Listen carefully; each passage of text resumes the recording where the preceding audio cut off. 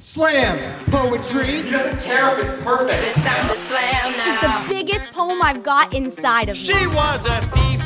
You got To love means to love a haunted house. Yelling, angry. Blood black nothingness began to spin. Specific point of view on To things. this day, I hate pork chops. I am the master of my fate. I am the captain of my soul. Welcome, poets, friends, listeners, creepers, whoever you may be. It's the newest episode of I Think Therefore I Slam. How's everyone doing? My name's Andrew, and your boy here bought a thesaurus this weekend. All I have to say is look out, because my pieces might be getting an upgrade in the language department. Just you wait. I'm very excited today because not only is today I've got a fantastic interviewee here today, but this is also just a bit of a catch-up because I have not spoken with my friend Jasmine Cenci for a while. Jasmine, welcome to I Think Therefore I Slam. Hi, Andrew. Thank you so much for having me. Do people call you sensei sometimes? No, but you can if you want. Okay.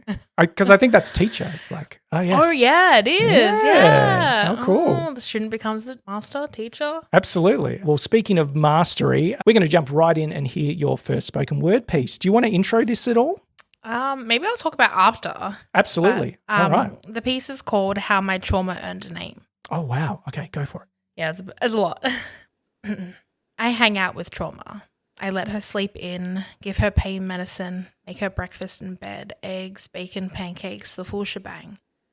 I sit with her for a while, hold her hand, brush her hair back when her head meets the toilet bowl. I agree when she tells me that tequila is the devil, and I promise her we will never drink it again. Of course, I say this with fingers crossed behind my back, but she doesn't need to know that. I get her flowers and sit them on the windowsill. She tells me that she doesn't want to hurt anymore. I cup her hand and tell her that she doesn't need to, not anymore. I sit her on the table on dates. I promised her that I will no longer lie about her presence to soothe any man's soul. I introduce her to love, and love opens her arms wide. Love makes her pumpkin spice lattes in autumn and sangria in summer. Love puts band-aids on her wounds, strokes her hair until the nightmares stop. Love tells her that everything is going to be okay, and this time she really means it. Love reminds trauma that yes, she was made from anger and hate, but sometimes the prettiest flowers flourish from stress. Trauma grows her hair out, lets her natural roots take over. Love tells her it's time to stop hiding who she really is. Trauma takes the piercings out, drops them back into her jewelry box. She gains a couple of kilos and we love her still. Trauma tells everyone who hurts her to back off. She learns that she doesn't need everybody in her life. She stops being the doormat everybody leaves their shoes by. Trauma stops hanging out in the dark. She opens the curtains and takes the mugs from her room to the kitchen. She listens to music loud. She writes her stories and reads them back to Love. Love tells Trauma that this is what she was made to do. Love tells her that it's okay to be hurt sometimes. She tells her that one of these days she'll stop being a product of hate, stop hiding behind the pain like a comfort blanket. Love tells her it's time to write a love letter to her broken heart and mail it this time. Love tells her it's time to give herself a name. She tells her it's time to become the person love has always seen. Finn. Did you say Finn? Yeah. There should be more spoken word pieces that end with Finn. Let's get a little French up in here. That was so lovely, Jasmine. Thank you so much. Yeah, thank you for that. Thank you for your vulnerability in all that. You said you wanted to share a bit about that piece. Yeah. So I wrote that piece after I realized that there can be good things that come out of, I guess, trauma and hurt things and stuff. Like for most of my young life, you know, I've had really just horrible things happen to me. And I guess my identity was like created around that. And I said to my friend one day, when will I stop becoming the person with no parents and the girl that was homeless? And when will I stop becoming her and become like who I actually am? And this piece, I wrote it and it was sort of just like, I am love and love is me and I am not the bad things that have happened to me. There's life after bad things and trauma and stuff. There's life after bad things. Yeah, so well said. So it sounds like what you're saying is almost you had these things lying around that were part of your identity that you wanted to kind of move through, I suppose. Yeah. How do you feel nowadays? Do you feel like you've moved through to a new identity? I think so. Yeah. I think when I meet new people, it's not the first thing that I have to tell them about. Yeah. It's not like, oh yeah, I was kicked out of home when I was 13 and I was homeless for all that time. It's just, this is who I am now. I'm Jasmine. I'm a author.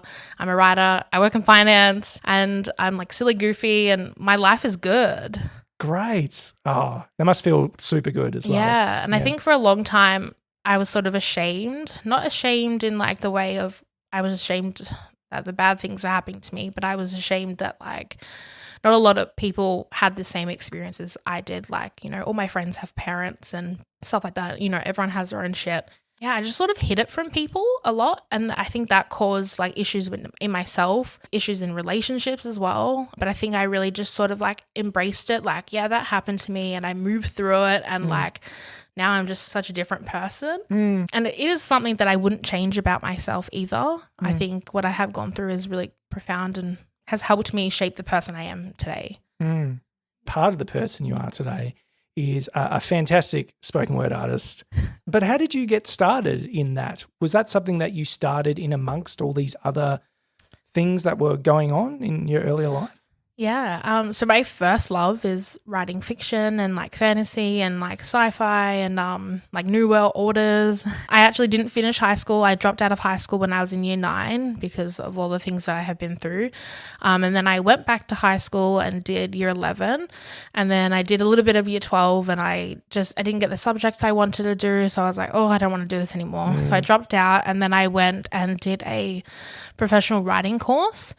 And that changed my life. In that, I did a poetry class, and in one of my other classes, we had to produce a project.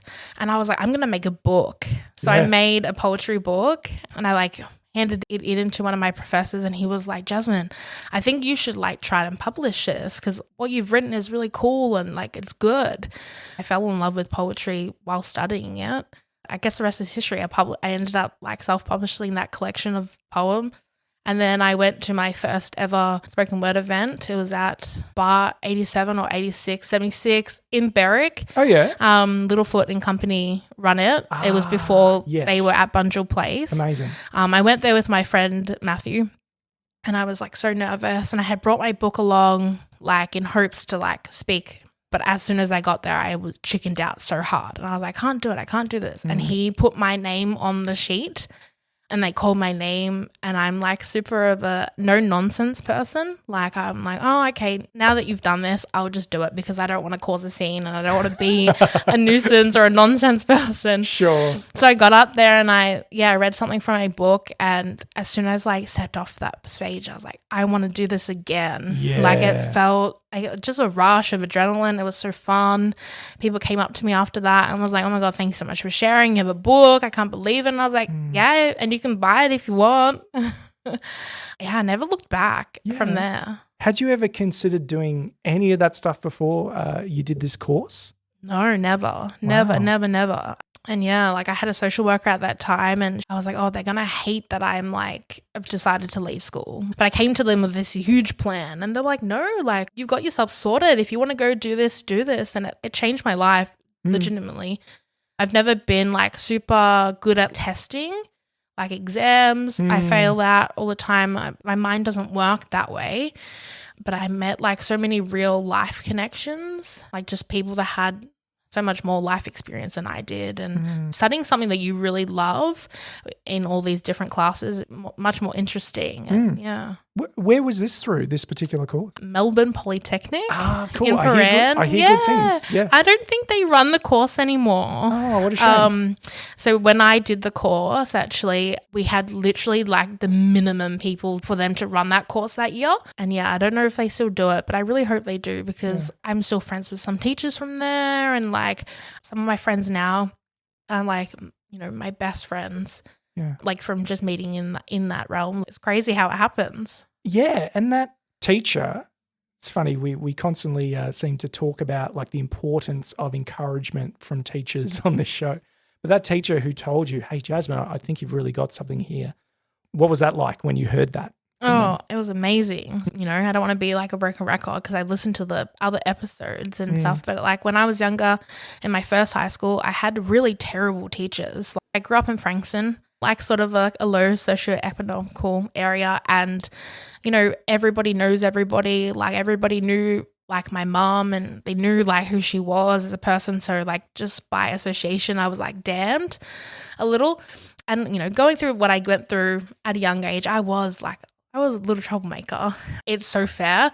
But yeah, those teachers like were really rude, and they were like, you're never going to be anything. Like the things that you want to do is probably like not going to work out. I'll be like surprised if you're still alive by 10 years or whatever.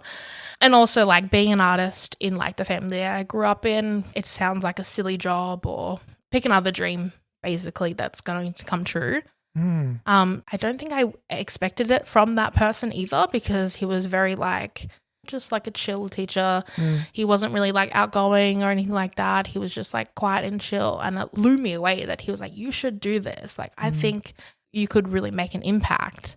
And yeah, it just meant the world, and I owe everything to him, I guess. Amazing. Well, I hope they're listening right now, and I hope any of the great teachers or people who've encouraged us on this show are listening right now and know that we're thankful and we're grateful. I want to know more about this book. I've got a copy myself. Yeah. And you went the self-publishing route? Yes, I did. Yeah, amazing. So it's called Broken Beer Bottles. Uh-huh. I think it's like a 200-page book, and it is divided into 3 parts. I think it is Breaking, Broken, and Back Again. It is a book of poems, and it has drawings and stuff, but it is really short and sweet. And I published it, I think, in 2016. So it's been a really long time. Yeah. And lots of things have happened, and my craft has gotten so much better since then. And at the start, it did really well. I'm still like sort of speechless when I think about it. And I think about how many people have my book on their bookshelves and stuff like that. I also did like a residency at Readings in St Kilda, where they kept my book on consignment for a while, so people could go in store and buy it, which was really cool. It was like a surreal experience to see my book actually in a bookstore and people going and buying it. I'm really curious because one of my dreams is one day to have a poetry collection. I'm kind of working on building up my body of work, if you like, so that I've got a good pool that I feel like I can pick from. I'm not quite there yet, but I will be one day. Can you break down for us what you did? Like what tools were you using? Was it through like a vanity press? Because I know some of them can be like traps and stuff like that. No. Okay, good. Do not ever use a vanity press, all right, please. we've heard it. Yeah, guys, please, Andrew, please. No, never. Oh, they're so bad. They just are so horrible. If someone ever asks you to give them money to publish your work, no, do not do it. Unless you're like hiring an editor or like someone that can format your book. Sure. Then that's a little bit different, but never like someone that's like, oh, I've got end-to-end stuff. Like I would do it for you. No, guys, please do not give your money to them. They might just steal your money. But at the very least, they might give you a horribly typos and a horribly produced book that you could have done yourself, really. But anyway, I digress. The way that I self-published my book is I did everything myself. I did have some proofreaders. Like I published it while I was in uni. So I was very fortunate that like I workshopped a lot of my pieces with the people that I was in class with, and I had a few like awesome people that were just guns with like punctuation and spelling and grammar and stuff, which I'm not awesome at. So they took like a look for me and stuff like that. And then in the course, I was doing a desktop publishing design class as well. I sort of just learned how to format and create a book through there. And I used, I think it's an Adobe software called InDesign and stuff. But now there's so many like programs that you can get that just like does it for you. Yeah. So you don't need to like learn how to format like the pages and the bleeds and all of that stuff that is hard, because like something can just like throw it off. Yeah. And you're like, I don't know what the problem is. And you said this was 6 or 7 years ago, and that's an eternity in computing. Yeah, you know, yeah. Everything can change in that time. Yeah, Absolutely. It was a real labor of love. And yeah, I did all the drawings. I had an iPad that I did it on. I just sent all the drawings to the InDesign. Procreate is the app though that I use on. I was wondering where you were going with that. I was like, what's Procreate? Jazz? Procreate is the like the iPad app that you use. It's a drawing app. Cool. It sort of looks a little bit like Photoshop if it was like on an iPad. Yeah. And then I uploaded it through, at the time it was called CreateSpace, through Amazon. I think now it's called something different. Is this the one where they will essentially print on demand? Is that right? Yeah. So you didn't end up with like boxes and boxes of books that you had to hawk out. Yeah, that was my one thing that I didn't want to do. I didn't want to spend a lot of money backing this book that I did for like a project. Yeah. Not that I didn't believe in it. My goal wasn't to make money from it. Yeah. I just was like, yeah, if you want it, you can have it. And people wanted it. And people wanted it, which is crazy. And they have it, which is really weird. There's a lot of stuff that you need to do beforehand. You have to upload the manuscript, you have to review it, you have to like make sure it fits into their like guidelines of like, I guess, genre, and like making sure that it's not like hate speech or anything like that. And then you have to make sure the sizing that they can print, and then you have to get like a copy and review it and make sure that it's all good and approve it and all that stuff. So it's a little bit of a process, but it is worth it because then they release it through like worldwide marketplaces. So like my book is available in France and Fin. Yeah, the French version ends with Fin. Does it translate it into French or no? It is English. It is English. Yeah. To my knowledge, anyway, my book has never been translated, but I have found it on like random sites, like just not even like the whole book, just like some like pages, and they credit me, but it's like on this like really random like bootleg sites, and I'm just like, all right. I have an Instagram. I post most of my books on there and like pages from whatever. It happens. Bootleg broken beer bottles. I like it. And yeah, you were telling me that you've got readers in other countries. You've got it's cool. You're still getting residuals or royalties or whatever it's called. So that's so awesome that you just gave it a shot. You kept your expectations low. You just said, hey, I'm doing this for me. I'm doing this because of the encouragement that was given to me. We were talking about the poetry book Milk and Honey, which came out probably at a similar time. And it's a little bit along those lines. You have little illustrations in it, which you did yourself. Is that right? Yeah, I did. Yeah. Have you been illustrating as long as you've been writing, or was that new for you? So I've always loved drawing. I'm just sort of like not good at it.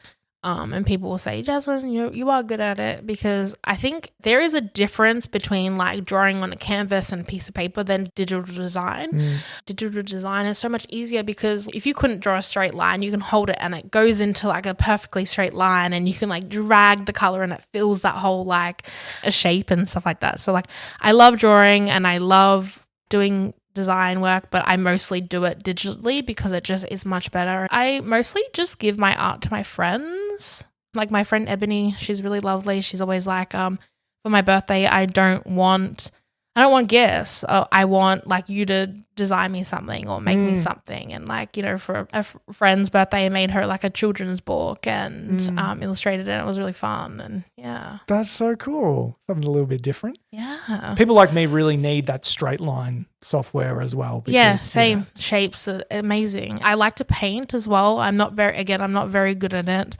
Painting is a whole nother ball game. But I think it's very therapeutic, and even though it's not good, people still hang my art on their walls. And we were moving out of a house, and I did this painting, and I was like, oh, it's sort of shit. I'm just gonna like put it in the apartment that we lived in. There was like a trash room where all like the bins go, but there was like a little corner, and in that corner there was a bookshelf, and people put like books and plants and stuff and things that they don't want to chuck away, so people can just grab and like, if they want it, whatever. And my housemate put my painting there and someone took it.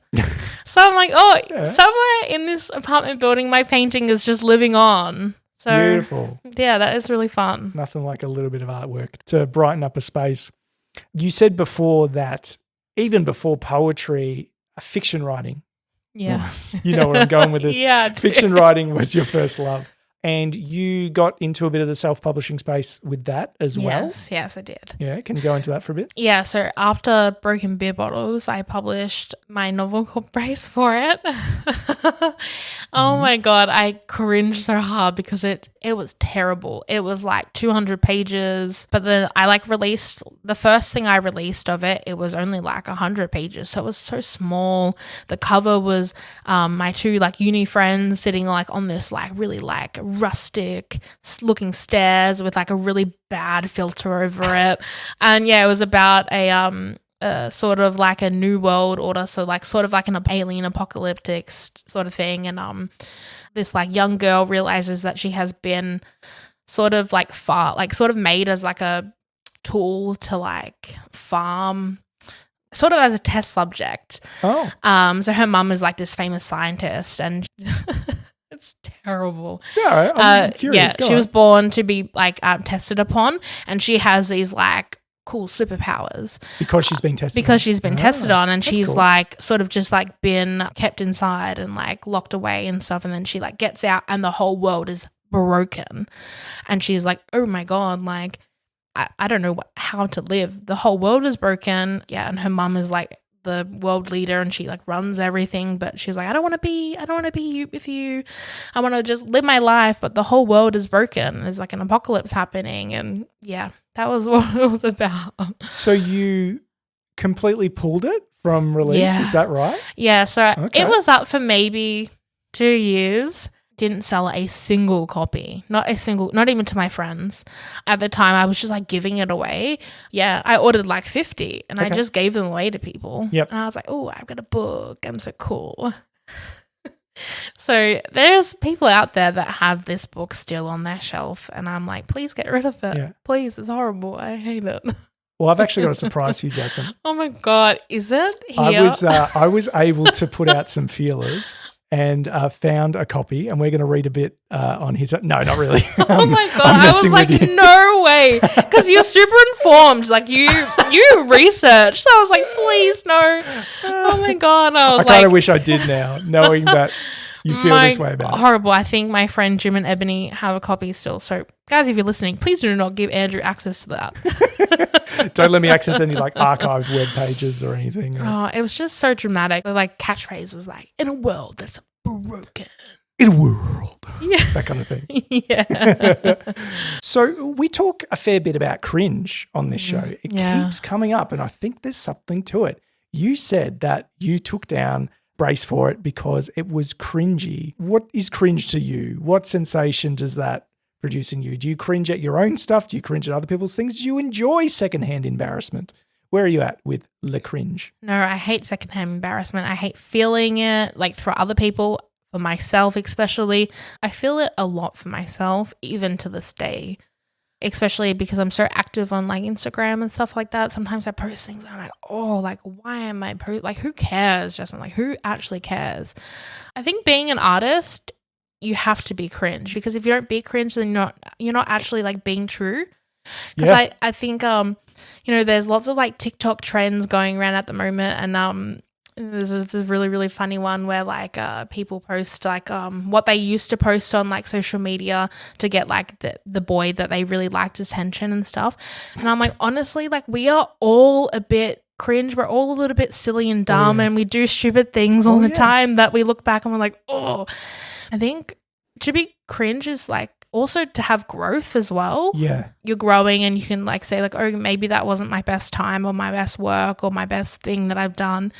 But I can acknowledge that as well, which is good. But also I think in society, people just have lots of things that they're just this is the way that it's supposed to be. And to be an artist, you have to be rich and famous and have your work traditionally published and be someone of note. So if you're not that person, you shouldn't share your art, which is not true. It's it's just not true. There's so many people that haven't had the fortunate opportunity to have a platform that are so talented and so creative, and just hearing this podcast, especially, the friends that I have that are artists and stuff like that, they're always I cringe at myself. I think you have to do it.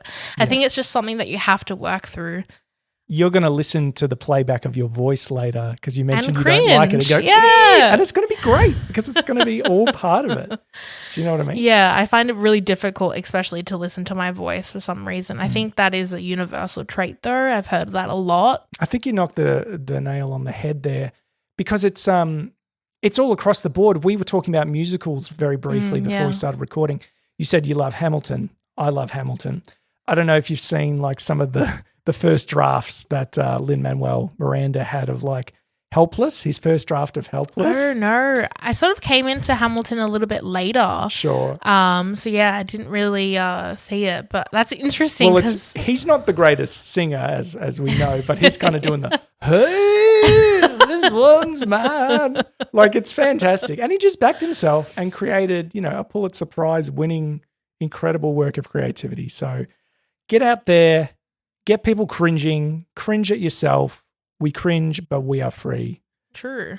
Do you relate to perfectionism at all? Is that something that's I'm a floating Virgo, around? if anyone believes in astrology. Oh, yeah. So that is a huge thing for me. I find it really difficult to like say pieces, like go to spoken word nights, or like, how people get up sometimes and they're just like, oh, I just wrote this. That could never be me. Hell no. My work needs to be revised and revised and revised. And it needs to be sort of perfect before I share it. It is exhausting being like that way. Also, because like I find in a lot of other aspects of my life, I overcommit myself, or like, especially like at my normal job, I will say just like, oh yes, let me do that for you, because I know that if I do it, it will be perfect. And yeah, it's just, it's a disgusting trait to have, but it's something that I struggle with so much. Yeah. Something I think a lot of people are working on. So going to the spoken word thing, sounds like you were at Littlefoot and Company before I came along. They weren't meeting in that restaurant, although I do know the one and I do like that spot. So I probably first came across you some of my early nights at Littlefoot and Company, and we actually got to, I guess, be running mates, if you like, or represent Littlefoot and Company at the 2019 Spoken Word Prize. Yeah, that was so fun. Yeah, and Ren was there, as we've talked about. Doane was there. Some big names were there. So many people were there. So many great poets were there. Oh, yeah. And I've already mentioned that I had to go last on that night, but you had to go first. Yeah, I had to go first. How was that to go first? Which was awful. It was awful. It was my first ever like competitive competition for spoken word. I had only been doing spoken word for like a year.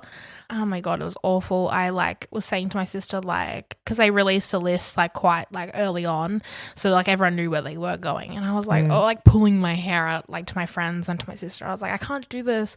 Like I have to memorize it because I know that if I don't memorize it, like they'll take points off. My sister was like, okay, I have this naturopath friend and I'll get her to make you like a little like anxiety like natural thing. So good. So I was like, thank you so much. She did that. She made it for me. I just say that in quotation marks because after I did it and like I went on stage, like, and I took it and I went on stage and I was so calm. Wow. And I was so collected and I just felt like, yeah, this is what I'm supposed to be doing and like it's going to be okay. You know your piece, you know that it's going to be under time and you know what to do with it. Like, just trust yourself. And I got there and I did it and it was really fun and I got off stage and I was like, oh, I can't believe I just went first. And then after the night happened, my sister was like, yeah, that was just water and food coloring. I like... Placebo. Yeah, I gotcha. Basically. And I was like, oh shit. And she was like, so like everything that you did was you.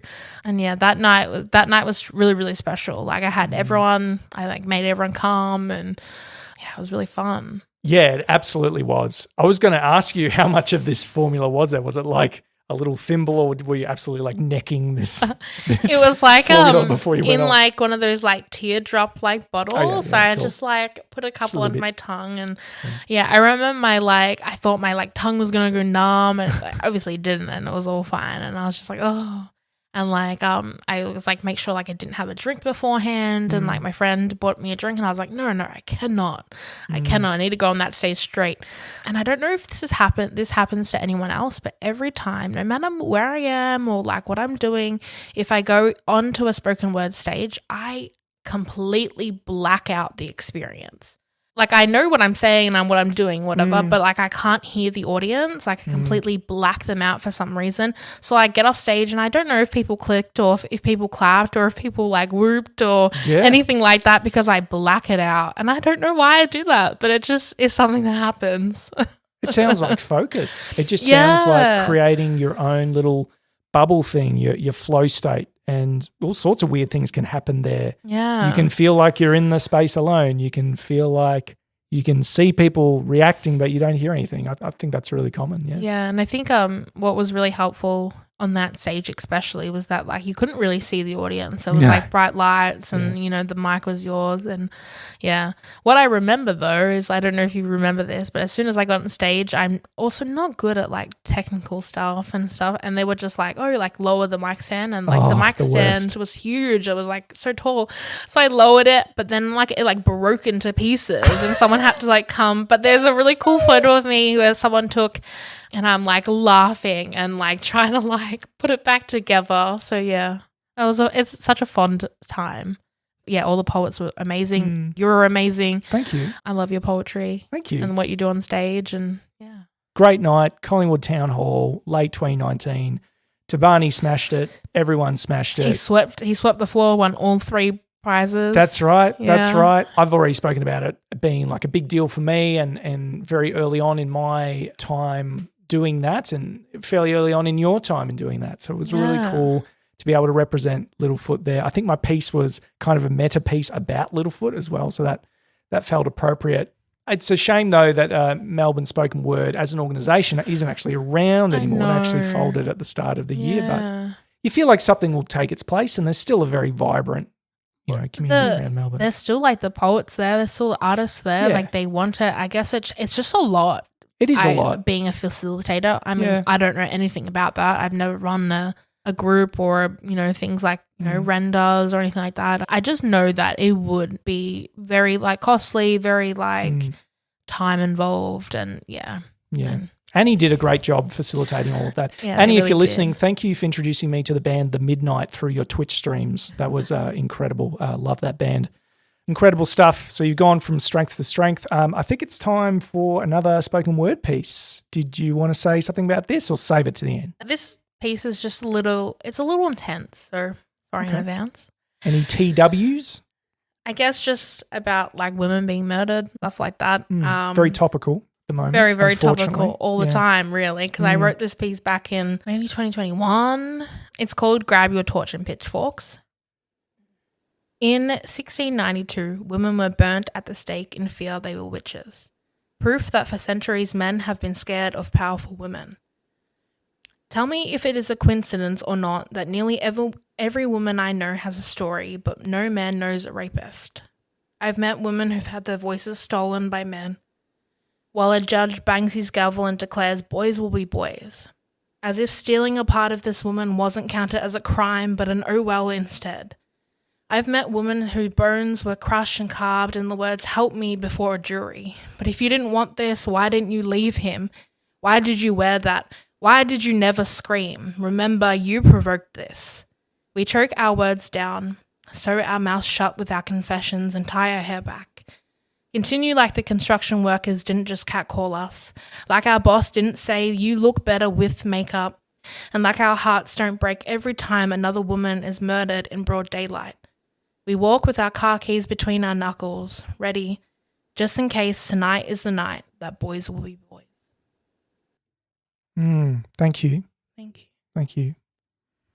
If you're comfortable to, obviously there's a lot of discussion about this type of thing at the moment. You know, we've seen clips of Carrie Bickmore's statement, Tommy Little reading that statement and stuff. Sorry, I don't know what I really want to ask here. I just... That's so fine. I feel ignorant. Do you know what I mean? I feel ignorant because I'm not a woman, basically. Yeah. And I don't know, like when I hear women who are friends and family talk about, you know, not feeling safe putting out their bin or things like this, it's not necessarily something that crosses my mind. So I appreciate you sharing that. I appreciate every woman who's shared their perspective on these really, really serious things that are happening around the country. I wrote that piece after there was a woman called Eridice Dixon She was from Melbourne. Also, there's a woman, I think you might have heard, her name was Jomar. And there's so many more. There's so many more women. Most of these crimes are committed in broad daylight.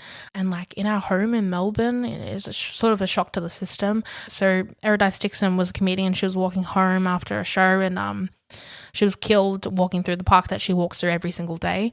And yeah, I wrote that because after she passed away, and I was just like, oh, it happens. Like, yeah, the experience of being a woman is rough, and it's happening in our own backyard, and it happens so often. Like, I think the statistic of being murdered by someone that you know, especially a partner, is like super high.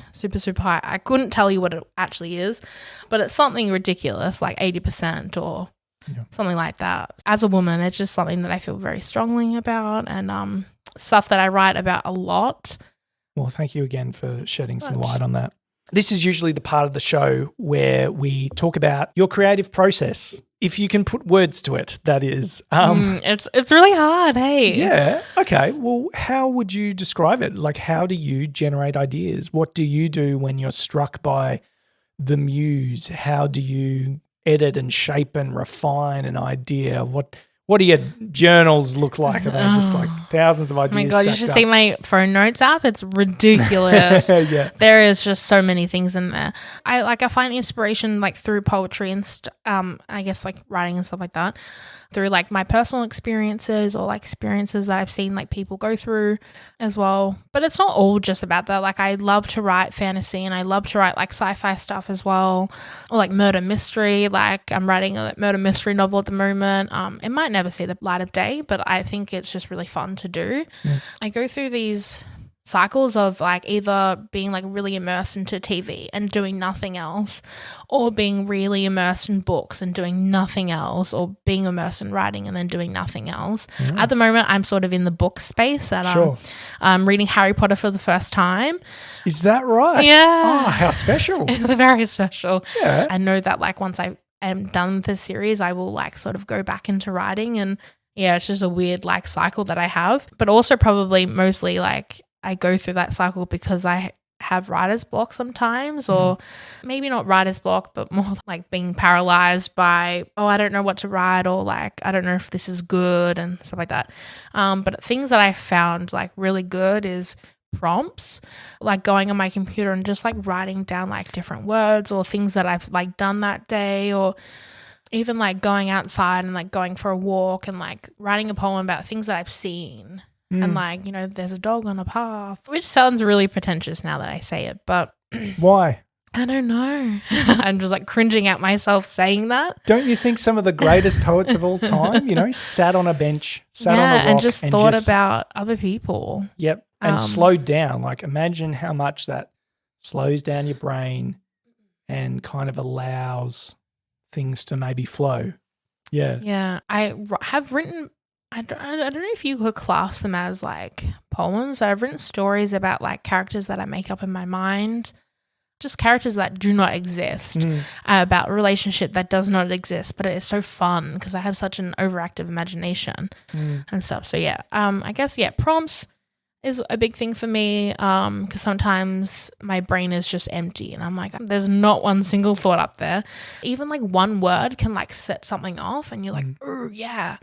Sometimes I'll just like be in meetings at work, someone will say something, or I'll just like be daydreaming and I'll think about some random thing and it'll be like a nice line and I'll be like, that's a poem, and I'll just like quickly jot down in my phone notes that one line. And sometimes later on I'll be like writing something and it'll be literally completely different from what that line is, but then I'm like, oh, it needs to go in here. And it sort of just fits like a little puzzle piece. Yeah. I read a lot. I read a lot of other poets, and I like supporting a lot of other poets and stuff. So I read a lot of poetry, and I consume it online all the time. Like I'm a big TikToker. I love TikTok for what it has done for artists and stuff like that. And there's so much content out there. So I'm just always like looking at it. It's always just sort of around. Do you write every day, or are you kind of engaged in the process every day? Yeah. Yeah. I wouldn't say I write every day, which is a shame. I wish that I could. I probably think about it most days. I wouldn't say every day. Like, I have a job that's quite involved. So, like, sometimes when I finish work, I just want to, like, switch off and I just want to read, or I just want to go in a different world, and I don't want to be Jasmine for that, like, hour or whatever. But yeah, sometimes I will, like, finish work and I'm like, okay, I'm, like, going to sit down, I'm going to write. And sometimes it doesn't happen. It doesn't come. And I'm, like, catch myself dragging my mouse to Netflix. And I'm like, oh, you got to go back, We've all been there. Yeah, we've all been there. But sometimes I do write, and then it just, like, when it rains, it pours, basically. And it just comes. Opening up the floodgates. With your work, you said you worked in finance. So it sounds like a very analytical field, not unlike my kind of work as well. Yeah. And yet you have this really strong creative side. So we're similar in that way. How do you find balancing those two things? Do you find that they kind of even you out in a way? Do you like the kind of added structure and black and whiteness maybe of your work, if that's what it's like? Yeah. Like, I don't want to be working in finance forever. Of course. It's not like my passion project or anything like that, but like the company I work for and like the team that I have is really great, and I've worked there for a really long time now, so I sort of know the ins and outs, and it's sort of like really flexible, so like I can be an artist and I can do things, and like, I recently was like commissioned by like Casey Council to do a spoken word workshop. That was the first workshop I ever had done, and the lady asked me like, what are you doing like later today? And I was like, oh, I'm just gonna go home and work. And she was like, what do you do? And I was like, I work in finance. And she was like, oh my God, like what? So I sort of feel sometimes like when I tell people like what I do, it is a fancy title. If people that know me know that I'm not good at numbers. So they're like, that girl should not be handling finance. But like, obviously that's not what I do. There's many facets in finance. But I sort of feel like a little Hannah Montana. Sorry, you'll have to help me with the reference there. I know that she had double lives. She's a pop star and she's an ordinary girl. Is that the deal? Yeah, that is exactly it. She goes. I got it. That's exactly it. Yeah, I sort of feel like that sometimes. I've been with this company now for 6 years, and I've moved around a lot in it. They're like super open for people to be creative and stuff like that. So I've put my hand up and I'm like, ooh, like I went and did like a stint in marketing for a while, and obviously I didn't have any qualifications and stuff, but they were just super happy just to have me, and I did some really cool things, and I was able to be creative like for that. So like, I guess I'm really lucky in that sense. Oh, that's good to hear. The Casey Council workshop. Oh yeah. Tell me more about this. I didn't know about this. What were you running? Josh from Littlefoot and Company, he's so cool. He's so supportive. He like just gives everyone my contact details, and he's like, yeah, get in touch with her. She'll like, surely she'll do something for you. And I'm so thankful for that. So I did like a commencement poem, and that same person that did that like hooked me up with this gig, and she just emailed me and was like, it was like a school holiday thing. And she was like, there is like room for you to like run a workshop. Like, would you be interested? And she was like, it's a paid position. And I was like, hell yeah. Yeah. And I was like, cool. I know nothing about being a teacher. I know nothing about like teaching spoken word, but like, I'll give it a go. Yeah. It was so fun. I was so nervous, but it was so fun. I researched a lot, and I showed them like lots of like my favorite poets and like people that I really love, and like performances I really loved, and I did a lot of cool like exercises and stuff. And the ages was between 8 and 17. I think there was like a couple people that were like 16, 17, but mostly it was really young kids. And it was just like really cool, like being someone that they could look up to sort of. And I never thought that would be my experience. After the workshop ended, this little kid came up to me, and I think she must have been like maybe 8 or 9, and she like had my name written down in her workbook, and she was like, can you just like sign my work, give your autograph? And I was like No, I was like, of course, but oh my God, I like went in my car and like I cried because I was like, that is just, and they were so good as well. Yeah, so they're really engaged. Yeah, at the end, I was like, does anyone want to like get up and do a spoken word piece from the pieces that you've written here today? And I was expecting no one to do it. But I was like, like this is a safe space, and like whatever you say here, like, can just stay in this room. And every single person did it. They were great as well. And like, I was super blown away by like the sheer talent in that room. I was like, oh my God, you're going to be on it in a couple of years. Even now, if you got that platform, and I told them about Littlefoot, and I was like, come with your parents, just go. Like, they deserve a platform. And yeah, it was really cool. So they really had something to take home as well. Yeah. Not just the experience. That's amazing. And, I'm sure that somewhere down the line, those young people will look back on that and they'll be talking about it the same way that you've talked about being encouraged by your writing teacher, the same way that I talk about being a theatre kid, like it'll be part of the good stuff. And even if it's not, like it sounds like they were respectful and they engaged. And yeah, there was a few kids I think that like sort of challenged me a little bit. Sure. They were like, because I showed them just like YouTube videos of like different spoken word poets and stuff like that all gave something different. Yeah. Some people like add music, some people use props and stuff like that. And this like one kid was like, oh, like what's the difference between like a song and a poem? And he was like, I don't think poetry and like slam poetry are the same. So for me, I cannot rhyme. It doesn't come naturally to me, my poems. So I just don't do it. But I think he really struggled with my notion of teaching like that poetry doesn't have to rhyme to be a poem. And he was really struggling with that. And he was just like challenging me a little bit. It's super important to be like, poetry doesn't need to rhyme, guys. Yeah. Like it can, and I respect it when it does. It's like awesome when it does. But it's just not something that I can do. Yeah. So I teach that. No. So it sounds like a good challenge in terms of opening their mind, even however young this young person was, to be like, hey, it can be this. Yeah. It doesn't have to have these rigid rules. I mean, you and I have both seen every shade of expression, within the Melbourne spoken word community. It's really wonderful. It is wonderful. Like I love when people do something different. There is this one like girl that always came to like Littlefoot and Companies, and she wrote a poem about her grandma and she named it like Fuck You Helen. It's just so crazy because she would never know, but like in my house at the time, that became like such a quote that we quoted to each other. We were like, hey, like, F you, Helen. And but like how amazing is that? Like, someone has just like thrown away and said has become like a household staple for us and like something that we like use to really like motivate ourselves. It became a meme, like in the purest way. Like in the meme purest as in way. an idea that spreads. Do you know what I mean? Which is like so cool. Yeah. So I hope that maybe I can become a meme from those kids and they can like, take it away. Yeah. I think this conversation is a meme. I think this podcast is a meme. The whole thing. It's just a meme. Very cool. A few of those things, like I didn't know that you'd had a crack at facilitating.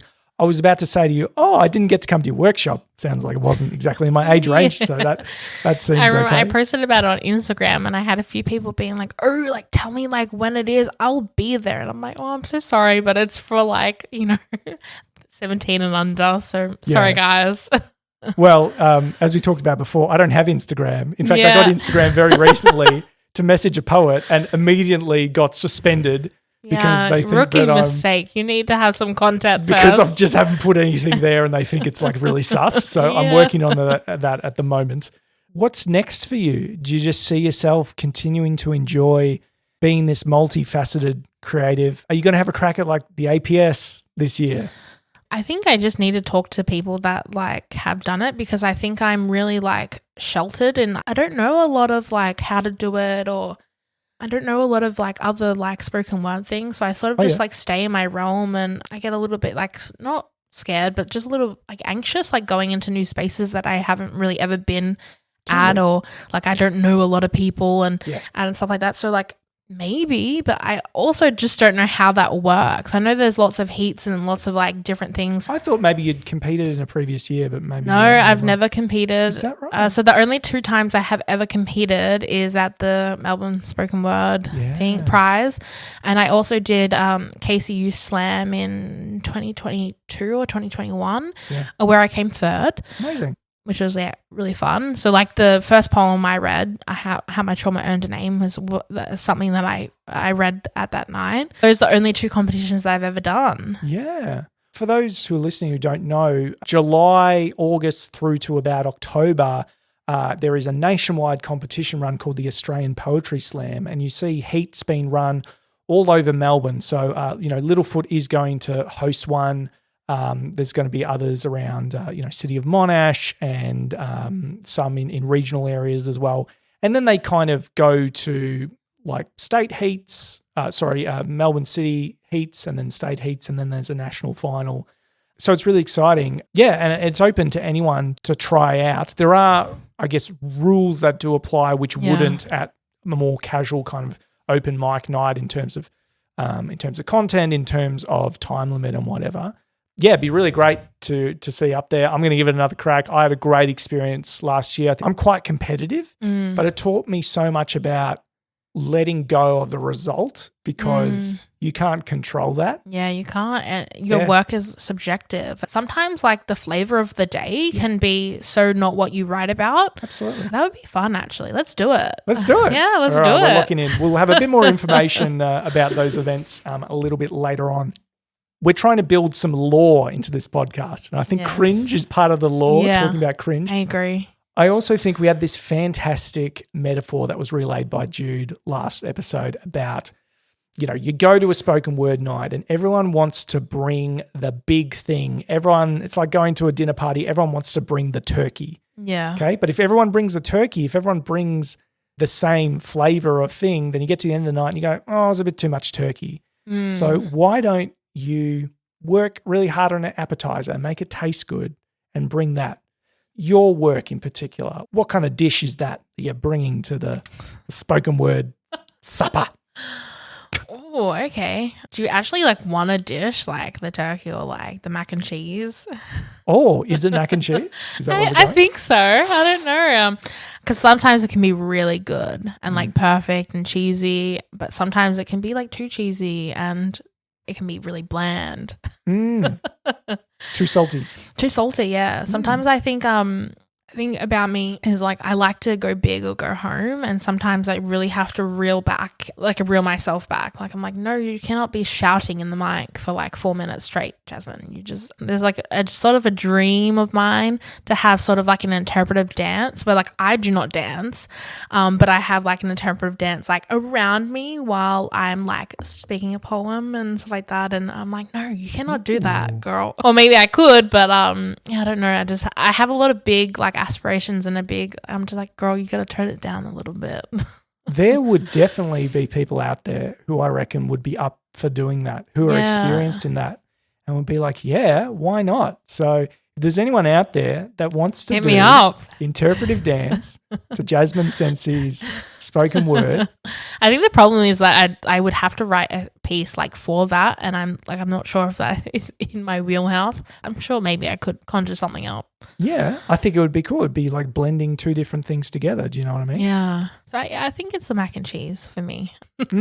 I think sometimes it can be really good, but also sometimes it can be boring or bland, and you need to find the right balance. Do you put some spice in there as well? Yeah, I've written spicy poems, and I tend not to share them a lot. Okay, I do because, like, I think being like a woman, you have to talk about your own pleasure and things that are like spicy and stuff like that. But yeah, I think the spoken word nights that I go to are very like everybody's there, but sometimes there's like kids there and stuff. So I'm like, ooh, okay, like we're like not gonna read this tonight. But I think I just need to sort of do my research and branch out because I think there is a space there for me somewhere. Yeah. Spicy nights. Yeah. I don't know. Thirsty nights. Thirst trap spoken word. I don't know. Oh my God, that would be fun. New genre. I have an idea for a piece. I listened to this podcast. So I don't know if they coined the term, but they called the episode Existential Kink. Okay. Oh, okay, yeah. And they were talking about a philosophy of existential kink. This is the weird shit that I'm kind of into. No, that's so fine. So they were talking about how when life is hard, we actually like life being hard. We like kind of being pushed around a bit because we can get back up. And so I was like, humans, we're just simps, really. We are. Like it's like that notion of like if like every day was heaven and your perfect day, we would hate it. Like it would be good for a while, maybe a few weeks. Humans need the shit and like the withholding. We do because like life would be so boring without it. Yeah, totally. And I think that's what they were getting at. And I was thinking, how would I do a piece about this? Would I be like, oh yeah, spit in my mouth or something like this? Like just be like really graphic, but make it clear that I'm talking about life as well, but in a fairly, spicy graphic way. way. I've never written a piece like that before, so I don't know. Maybe that's somewhere down the line, but I don't know. Well, if you end up, let me know. I want to hear it. I want you to share it. Could I have that interpretive dancer for that? Maybe I could borrow that person. Yeah, that could get very spicy. Yeah, if there was like an interpretive dance going on. What else are some half-baked ideas that I've got? I'm fascinated by a stream of therapy called acceptance and commitment therapy. And they have like a framework that they work in, kind of principles. Do you know what I mean? And so I've been thinking of doing like a piece called Act Fast, where I kind of talk about these principles in motion or something. I don't know. That's an idea I had. I've written a piece for my best mate and I'm not happy with it. And I don't know how to finish it. And I feel like it's not ready. It's really hard writing pieces for people that you are like so intimately like relationship wise. It just is that maybe it's not like a sort of like a romantic connection. It's like more platonic. My very best friends, they will be like, oh, you never write poems about us, and I'm like, I do sometimes, but like I don't know, sometimes I'm like, oh, it's not good enough. So I relate to that experience. Are you okay with people putting that expectation on you about like? Oh no, because I'm like sort of that thing like now you've asked it, it's never going to happen. Absolutely. I mean, look, when I tried to write a book when I was 13, thing is I told way too many people. I should have kept the energy within myself or something because I told people because I thought it would get me girls or something like that. So it didn't. So maybe that's the same thing. It's like, don't go up to a poet and expect these things. No, it's like I don't. Unless you're going to pay them and commission them. You know those people that like sit in parks and they like sit with a typewriter and they just like come over and I'll write you a poem. I don't know how that works. Yes. I could not do that. Yes. It's awesome and it's amazing, but I could never do that. My brain would be like, there's no thoughts. Girl, there's no thoughts in here. As a Frankston local, we just had an event called the Southside Festival and they had a type of poet.